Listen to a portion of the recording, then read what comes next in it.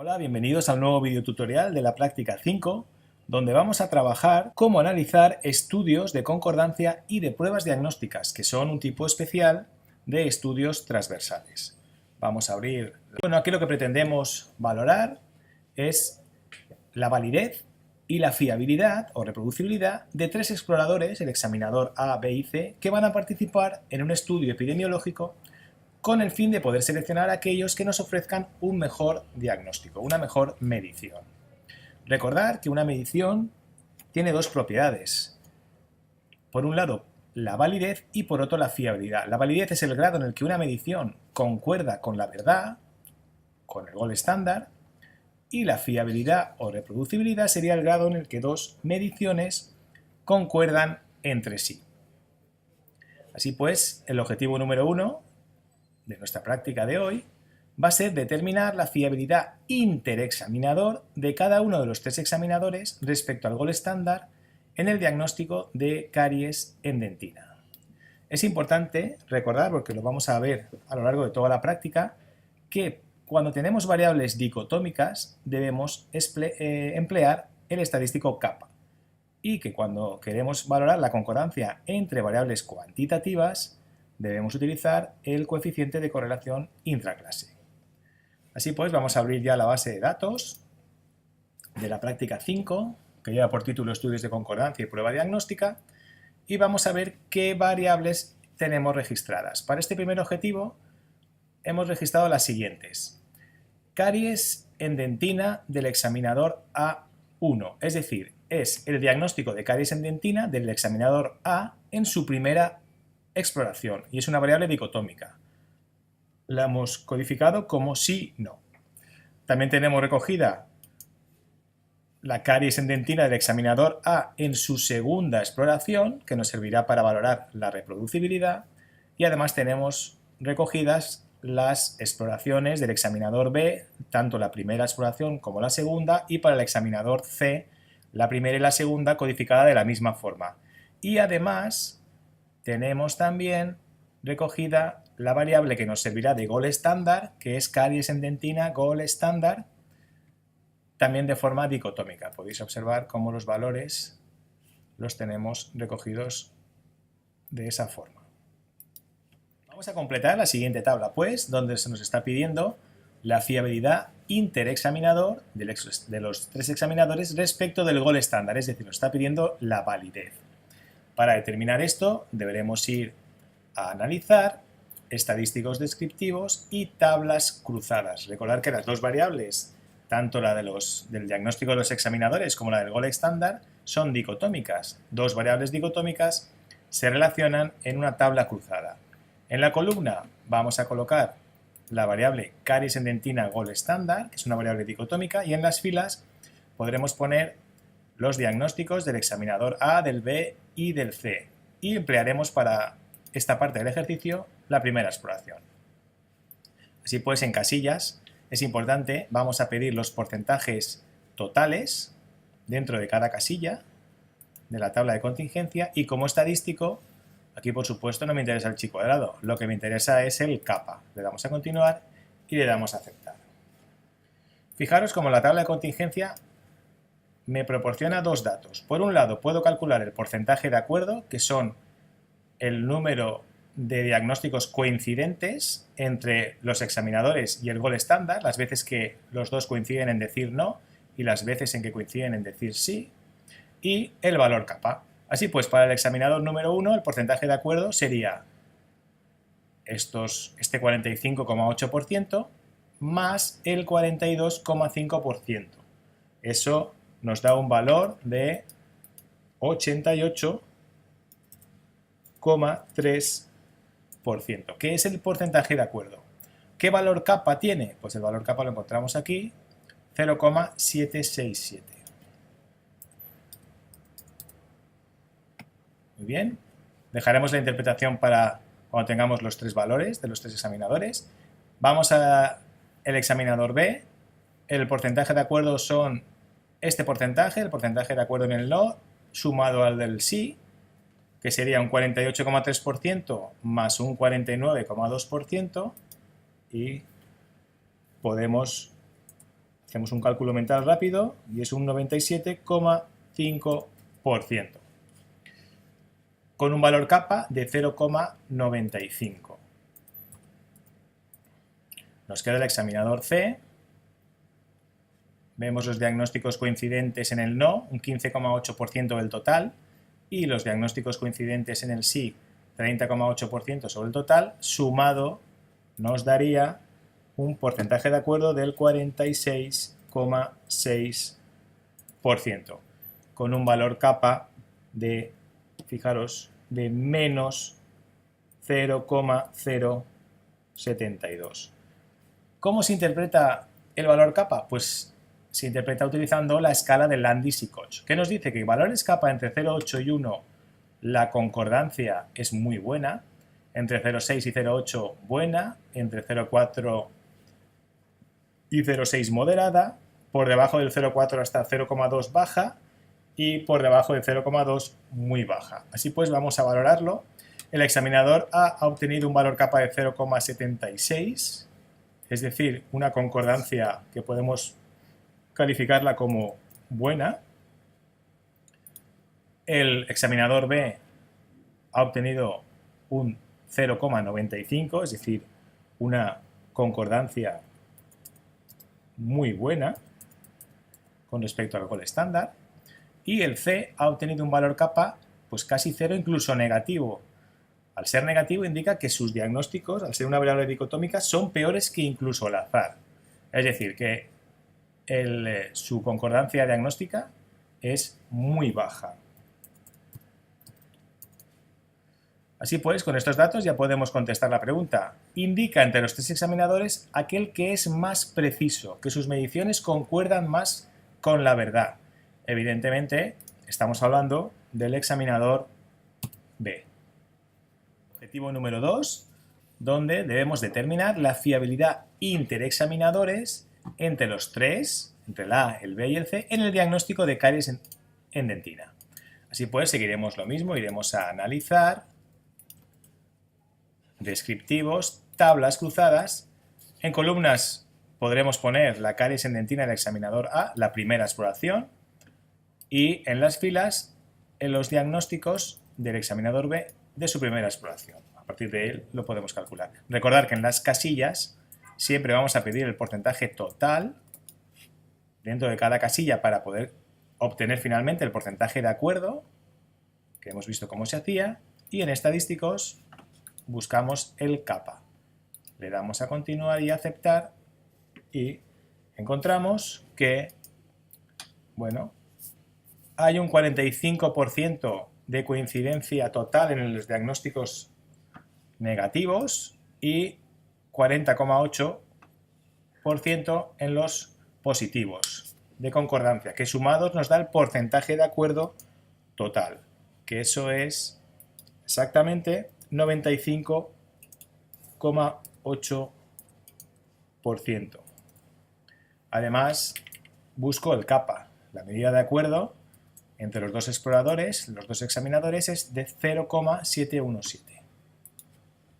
0,717. Muy bien, pues ahora vamos a continuar. Me pide también del B frente al C. Lo hacemos de la misma forma. Vamos a analizar tablas cruzadas. Pues lo que hago es quitar el A, porque me da igual cualquiera, lo puedo poner en fila o en columna, aquí no tiene importancia. Y lo que meto es el C. Caries en dentina del examinador C. La primera exploración. Estamos comparando las primeras exploraciones, que son las que nos sirven. Le damos a aceptar y el porcentaje de acuerdo entre ellos es el 17,5% más el 31,7%, que eso es un 49,2%. Con un kappa, también me sale un kappa muy bajo, negativo, de 0,017. Finalmente, vamos a analizar el A frente al C. Pues quito aquí el B y meto el A. Ya tengo marcado lo que quiero, lo hago directamente. y el porcentaje de acuerdo sería 18,3% más 28,3%, que esto nos da un 46,6% con un valor kappa también de menos 0,042. Vamos a interpretarlo, pues. El primer valor de kappa entre el A y el B nos dice que la concordancia diagnóstica, la fiabilidad interexaminador entre el A y el B, es buena, porque está, según la escala, entre 0,6 y 0,8. Para el B y el C, pues muy baja, porque nos da 0, incluso negativo.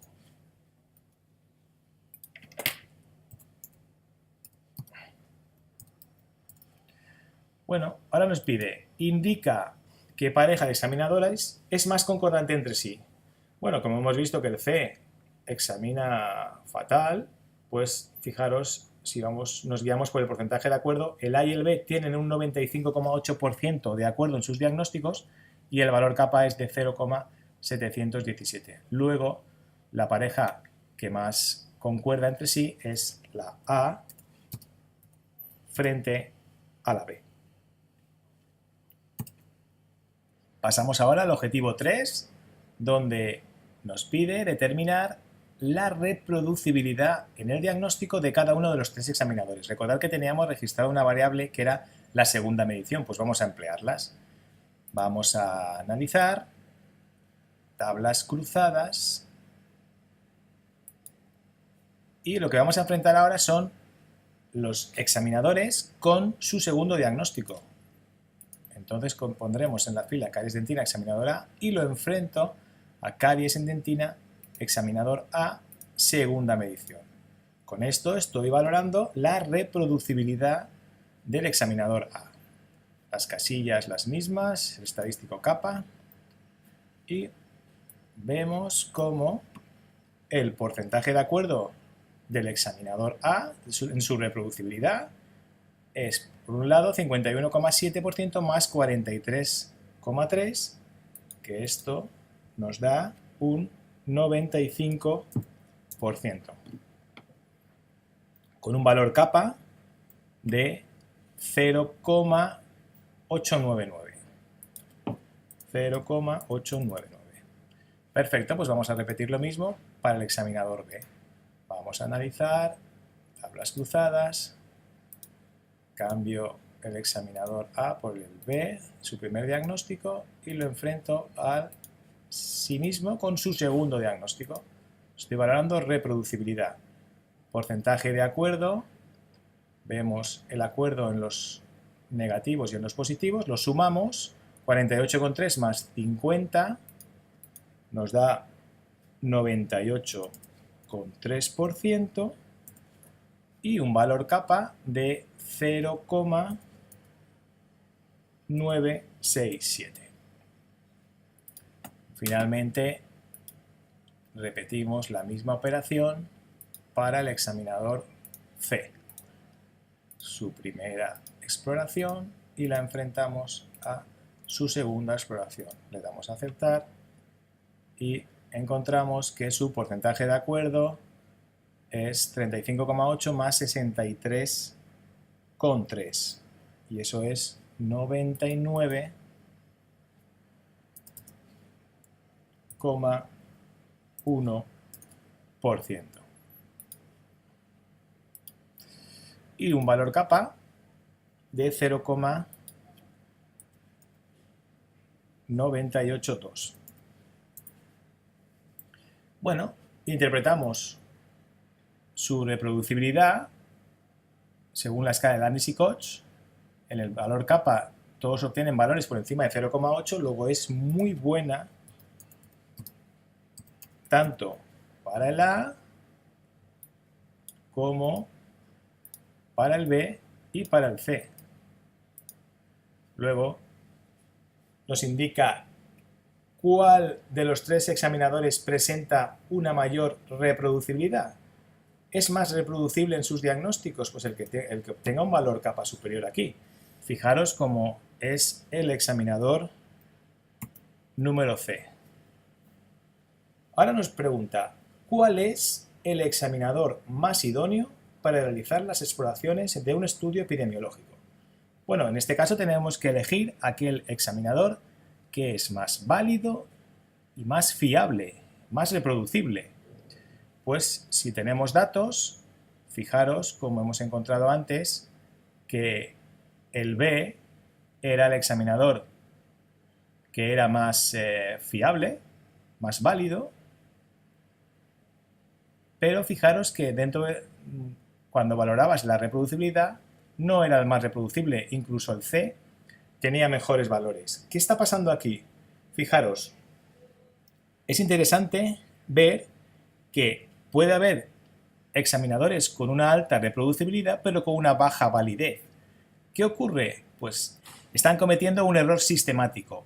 Es aquel error que está basado en una diferencia de criterio en el diagnóstico. Todo esto se puede corregir mediante unos procesos de calibración, a diferencia del error aleatorio, que como lo dice su propia palabra, se comete al azar y no es posible calibrarlo. Luego, por tanto, el examinador más idóneo para realizar las exploraciones sería el examinador B.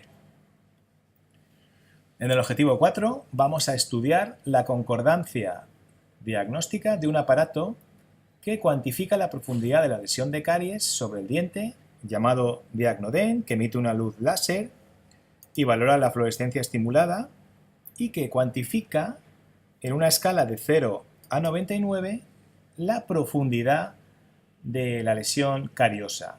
Y lo queremos comparar con una nueva versión del mismo aparato que ha salido al mercado.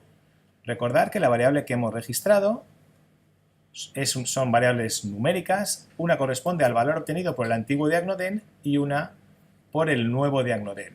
Dos variables numéricas se analizan o se estudia su concordancia mediante el coeficiente de correlación intraclase.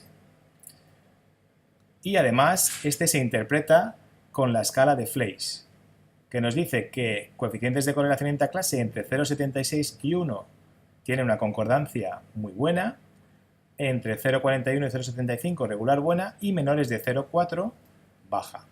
Así pues, vamos entonces a determinar el coeficiente de correlación intraclase entre estas dos variables, el antiguo Diagnoden y el nuevo Diagnoden, que son variables numéricas, en una escala de 0,99. Iremos pues a analizar, iremos a escala, a análisis de fiabilidad. Y entonces buscaremos las dos variables numéricas, cuantitativas, y las vamos a analizar siguiendo el modelo alfa, y vamos a pedir el coeficiente de correlación intraclase. Le damos a continuar y fijaros cómo obtenemos un valor de 0,992. Así pues, la correlación obtenida es de 0,992 y, por supuesto, según la escala de Fleiss, la concordancia es muy buena entre los dos aparatos, entre el Diagnoden antiguo y su nueva versión que aparece en el mercado.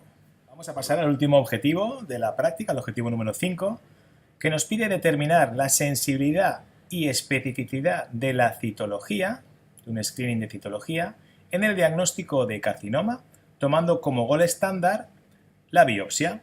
Para ello hemos registrado dos variables. Una es el resultado negativo o positivo del screening mediante la citología, una variable dicotómica, y otra variable que nos mide el gol estándar, que es la biopsia, también que nos indica que existe carcinoma o que el individuo o que la muestra está sana, no presenta ningún tipo de alteración. Así pues, vamos a completar la tabla de contingencia. Lo que haremos será recordar, como siempre, dos variables que son dicotómicas se enfrentan siempre en una tabla cruzada o tabla de contingencia. El gol estándar lo vamos a poner en la columna. El gol estándar aquí es la biopsia. Siempre que queremos hacer un estudio de sensibilidad y especificidad necesitamos un gol estándar. Y en las filas vamos a colocar el screening, la prueba diagnóstica que queremos evaluar. Fijaros como ahora en los casillas, ahora mismo no voy a pedir nada, luego ya veremos lo que vamos a hacer. Y en estadísticos, pues tampoco me interesa el kappa, simplemente quiero que me diga cuántos son los recuentos en cada una de las casillas de la tabla de contingencia. Le doy a aceptar y bueno, aquí tengo la tabla de contingencia.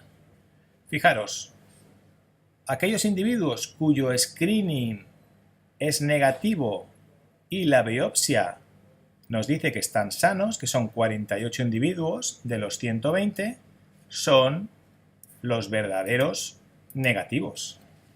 Son 48 individuos. Aquellos individuos con screening en citología negativo, pero que presentan carcinoma, son los denominados falsos negativos. 5. Aquellos individuos cuya citología salió positiva y la biopsia dice que son sanos, son falsos positivos. Son 12. Y aquellos individuos donde el screening es positivo y la biopsia nos indica que hay presencia de carcinoma, son los verdaderos positivos, que en nuestro ejemplo eran 55. Podemos rellenar también los totales de filas y de columnas y encontramos que había 60 en total individuos sanos, había 60 individuos enfermos, total de negativos que hemos obtenido en nuestra prueba eran 53 y el total de positivos 67. Con estos datos yo ya puedo calcular la sensibilidad, la especificidad, los valores predictivos positivos y negativos de nuestra prueba, de nuestro screening de citología. Porque recordar que la sensibilidad es la capacidad de detectar la enfermedad en los sujetos enfermos o el porcentaje de enfermos correctamente clasificados, que son los verdaderos positivos partido el total de enfermos. Son 55 partido 60 y eso da 91,7%. Eso es la sensibilidad de nuestra prueba.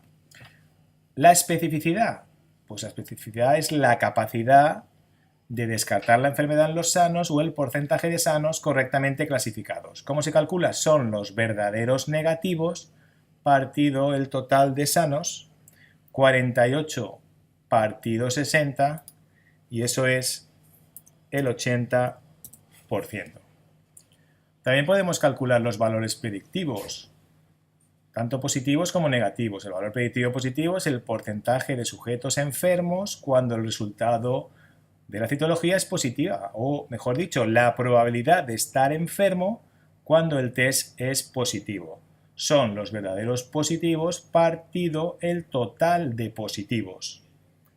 55 partido 67, que eso es un 82,2,1%. Y finalmente, valor predictivo negativo, que es la probabilidad de estar sano cuando el test, en este caso el screening de citología, es negativo. Son los verdaderos negativos partido el total de negativos, que eso es 48 partido 53, que es exactamente 90,6%. Bueno, pero fijaros una cosa. Vamos a ver si cuando pedimos nuestra tabla de contingencia, vamos a volver a pedirla. Vamos a descriptivos, tablas cruzadas.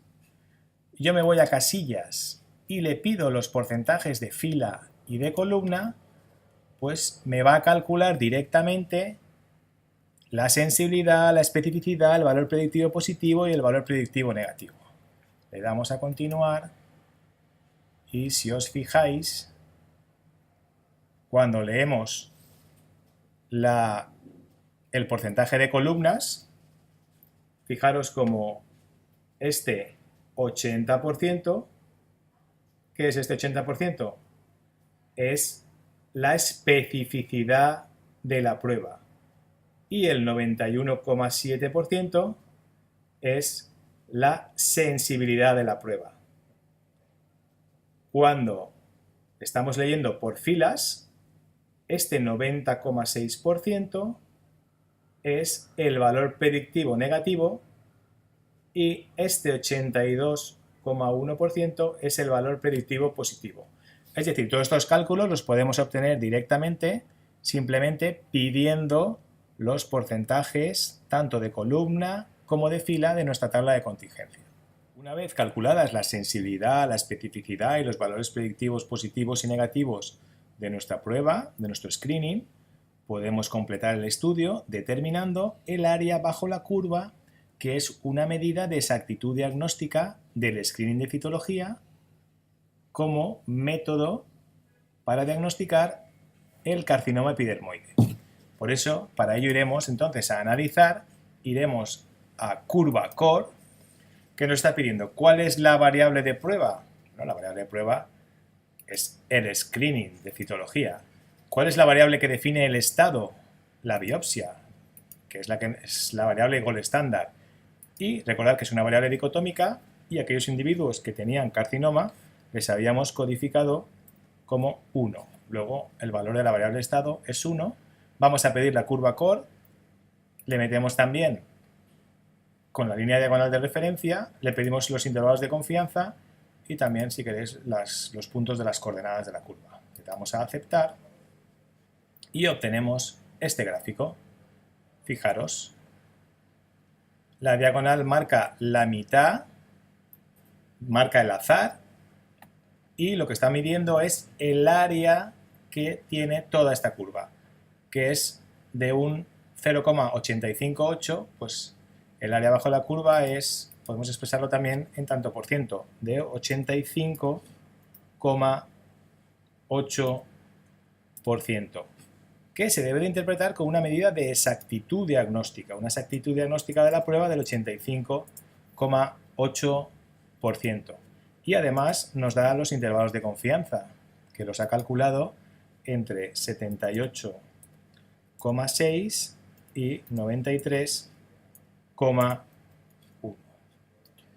Recordar que para que una prueba diagnóstica se considere aceptable, se dice que la sensibilidad y la especificidad deben de estar por encima del 80% o que la suma de ambas dé por encima de 160. O también que el área bajo la curva sea mayor del 0,8 o del 80%. En nuestro caso, hemos obtenido unos valores del área bajo la curva de 85,8, también hemos obtenido una sensibilidad bastante alta del 91,7, una especificidad del 80%, por lo tanto, podemos concluir que el empleo de la citología es un método de screening válido para diagnosticar el carcinoma epidermoide. Sería un método adecuado. Y con esto finaliza la práctica de hoy. Trabajar mucho y nos vemos en siguientes videotutoriales.